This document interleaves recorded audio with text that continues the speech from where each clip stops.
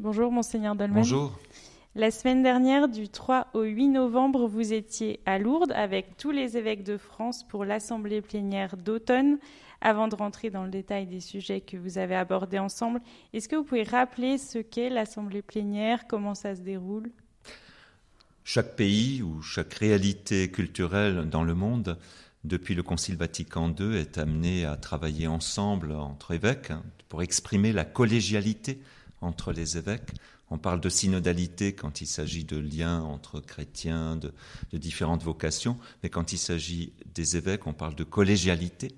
Et cette collégialité est importante puisqu'elle rappelle que les évêques sont successeurs des apôtres et forment le collège des 12 apôtres.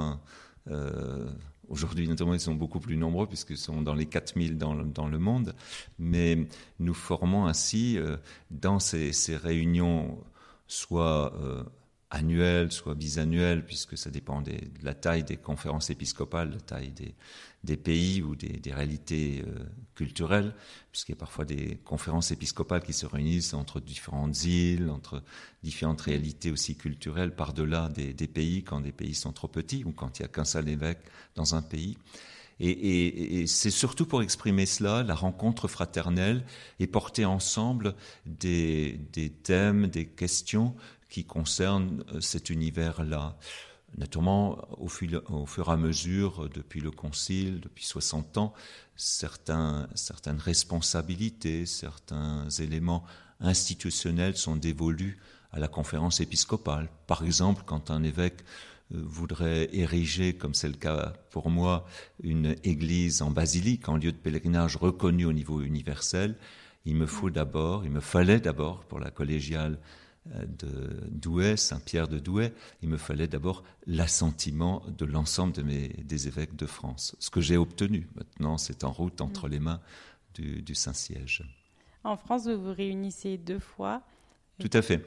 Une période plus longue tout de suite après la Toussaint, pendant une petite semaine, et puis un peu avant le Carême, avant la Semaine Sainte, soit la semaine d'avant, soit 2 semaines avant, 5 jours. Oui. Ensuite, entre-temps, il y a aussi nos rencontres provinciales qui vont être de plus en plus mises en valeur aussi pour marquer un autre niveau de collégialité. Et c'est vrai que nous, les évêques ici d'Arras, de Lille et moi-même de Cambrai, nous réunissons au moins 3-4 fois dans l'année. Nous pensons même renforcer ces liens de partenariat.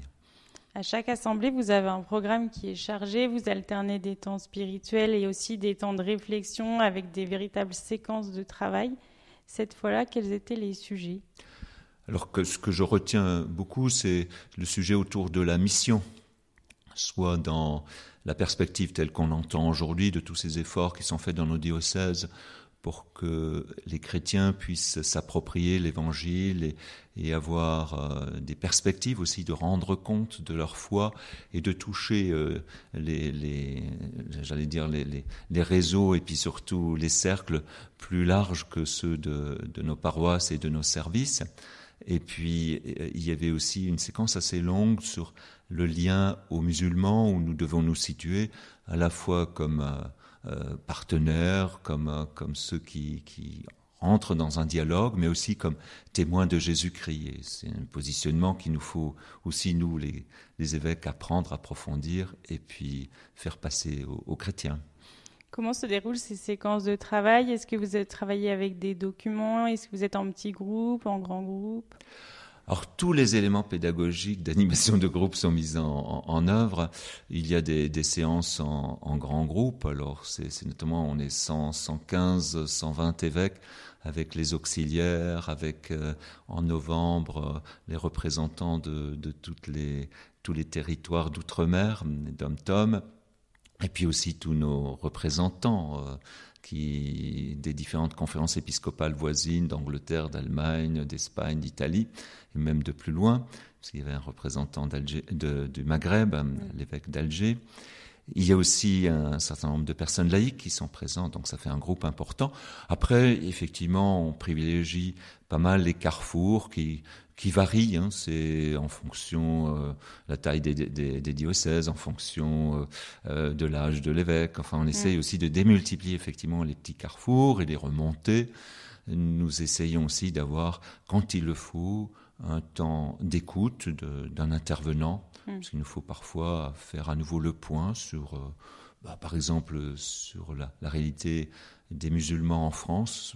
Il fallait bien qu'il y ait quelqu'un qui nous dise à nouveau cette réalité dans l'approche sociologique et historique récente. Et alors, sur le travail de la mission, c'était votre première séquence de travail ? Non, c'était surtout, ça nous occupait un temps assez long. Sur les 6 jours de travail, nous avions, je crois, au moins 3 fois une séquence, 3 reprises. C'était d'abord reprendre tout ce que nous avons vécu depuis quelques mois, depuis la dernière séance au printemps, où il y a eu quand même les JMJ, qui ont quand même une dimension très, très missionnaire avec les jeunes, et où il y a certainement des leçons à en tirer. Et puis, il y avait dans certaines de nos villes les congrès missions. Ici à Lille, nous l'avons vécu, et notre diocèse de Cambrai a été bien partie prenante avec des personnes de service, de paroisse et de sensibilités les plus diverses, et je m'en réjouis.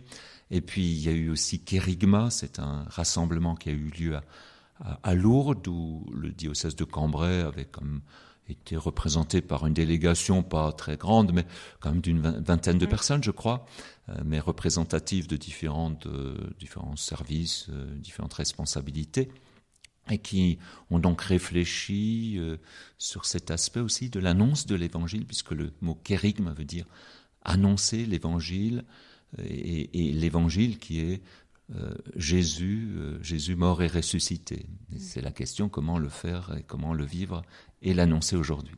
Et vous, personnellement, qu'est-ce que vous retenez sur cette question de la mission ? Qu'est-ce qui vous a frappé, des éléments ? D'abord, l'intérêt pour l'ensemble des diocèses en France et les approches les plus diverses. Parce que parfois des chrétiens pourraient avoir peur en se disant « mais alors maintenant, les évêques abandonnent l'engagement au service des pauvres, abandonnent le témoignage auprès de ceux qui sont le plus loin. Comment se fait-il qu'on insiste à nouveau sur l'Évangile, l'annonce de l'Évangile ? Mais je crois qu'aujourd'hui, le monde a bien changé. Il s'agit de l'articuler, justement. Au fond, de devenir disciple missionnaire ou, si vous voulez aussi, témoin. C'est-à-dire, je crois que dans n'importe quelle situation, même là où des chrétiens sont en contact dans un univers où le christianisme ne peut plus être vraiment reçu ou est perçu négativement, il faut quand même que nous puissions nous l'aider et puis nous entraider pour vivre un témoignage de foi au Christ, et cela passe à la fois naturellement par une cohérence de vie, mais aussi par la parole, et cela s'apprend, cela s'encourage, et c'est ça qui est important.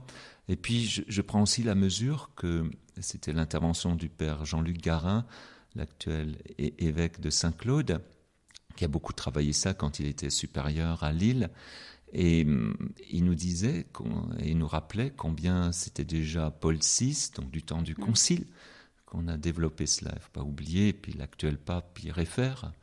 La joie de l'Évangile se réfère aussi sur l'annonce de l'Évangile écrit par Paul VI, qui invitait à ce que le chrétien devienne un vrai témoin de foi dans le monde d'aujourd'hui.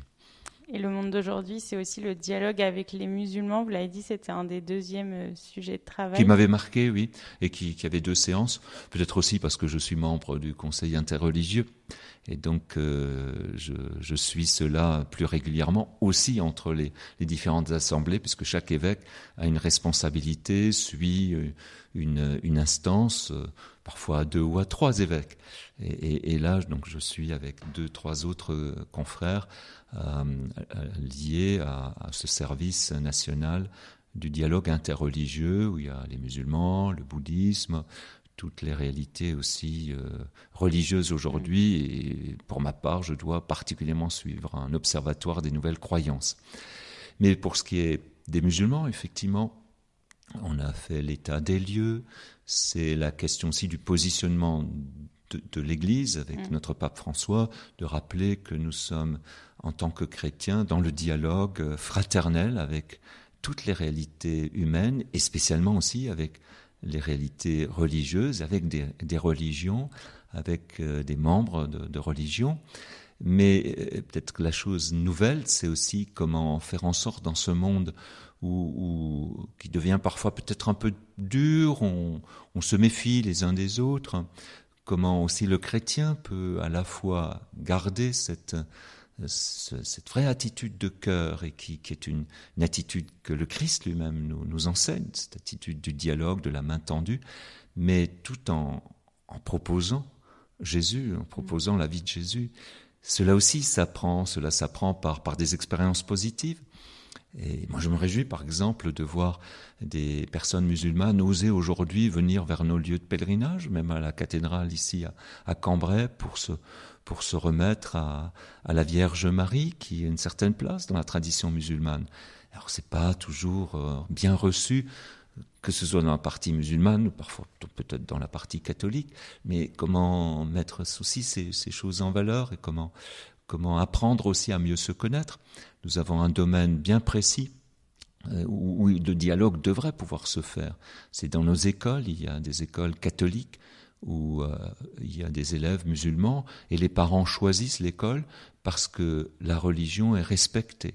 Mais il faudrait peut-être aller plus loin et aider les élèves aussi à dialoguer et à se respecter, peut-être aussi à s'ouvrir à la joie de l'Évangile. Merci, Monseigneur Dolmen, pour cette revue de l'Assemblée plénière que vous avez vécue la semaine dernière. Tout n'a pas été dit, mais je crois que ce qui m'a marqué, on a pu échanger là, mais il y avait naturellement bien d'autres sujets qui ont été abordés. Merci à vous. Au revoir.